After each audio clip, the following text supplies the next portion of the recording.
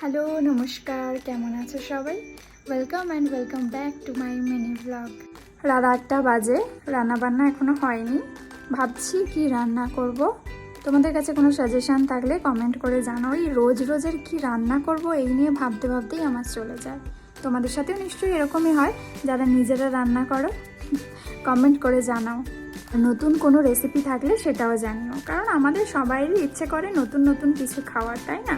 রোজ রোজ ওই একঘেয়েমি বোরিং খাওয়ার খেতে খেতে কার না ইচ্ছে করে বলো তো?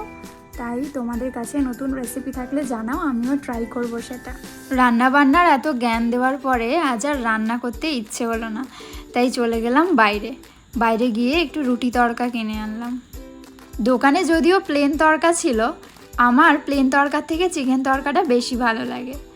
তাই দাদাকে বললাম একটু চিকেন তড়কা বানিয়ে দিতে, আর বানিয়ে দিয়েও ছিল। খেতে কিন্তু ভালোই হয়েছিল। যতই রুটি খাই আর যাই করি, লাস্টে একটু মুড়ি না হলে চলে না। আজকে তাহলে এই পর্যন্ত, দেখা হচ্ছে পরের একটা ব্লগে। আজকের মতো টাটা।